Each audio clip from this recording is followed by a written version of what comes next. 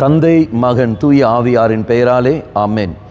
இயேசு கிறிஸ்துவின் அன்புமிக்க சகோதர சகோதரிகளை உங்கள் அனைவருக்கும் கிறிஸ்து இயேசுவின் அன்பு கலந்த வணக்கத்தை தெரிவித்துக் கொள்கின்றேன். இந்த நற்செய்தி பாகமானது மத்தேயு நற்செய்தி 13ஆம் அதிகாரம் 1 முதல் 9 வரையில திருவாக்கியங்கள் 1, 2, 3. குறிப்பாக அதே நாளில் இயேசு வீட்டிற்கு வெளியே சென்று கடலோரத்தில் அமர்ந்தார். மக்கள் பெரும் திரளாய் அவரிடம் ஒன்று கூடி வந்தனர். ஆகவே அவர் படகில் ஏறி அமர்ந்தார்.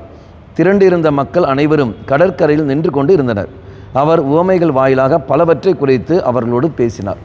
அப்போ இயேசு தன்னை தேடி வந்த மக்களுக்கு முதல் கொடுப்பது என்னது? இறை வார்த்தை. அப்போ இயேசுவை தேடி போகிற ஒரு மகன் ஒரு மகள் அவர்கள் என்ன செய்ய வேண்டும்? வார்த்தைக்கு ஒன்றாம் ஸ்தானம் கொடுக்க வேண்டும். அந்த வார்த்தை தான் அவர்களை வழிநடத்துகிறது. அந்த வார்த்தை தான் விடுதலையும் சௌக்கியம் தருகிறது. அந்த வார்த்தை தான் பல தடைகளும் எடுத்து மாற்றுகிறது.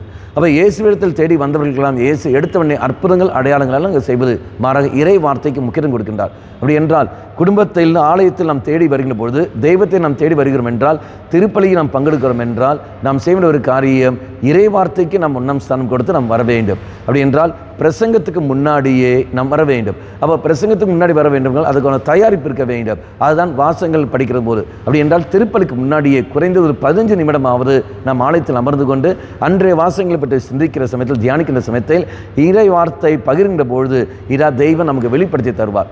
ஆகவே இறை வார்த்தைக்கு நாம் ஒன்றாம் ஸ்தானம் கொடுத்து நாம் செயல்படுகிற சமயத்தில் எல்லா சூழல்களிலும் இதா இறை வார்த்தை மையப்படுத்தி நாம் வாழ்கின்ற பொழுது நிச்சயமாக நம்முடைய வாழ்க்கை எப்படி போக வேண்டும், என்ற விதத்தில் நாம் கொண்டு போக வேண்டும் என்பதை தெய்வம் நமக்கு அங்கு வெளிப்படுத்தி தருவார்.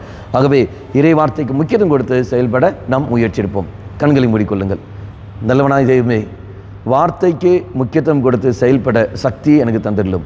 அம்மா மாதாவே, தெய்வ மாதாவே, எங்கள் மாதாவே, என் அன்னையே, விசேஷமாக எங்களுக்காக பரிந்து பேசும். ஆமென்.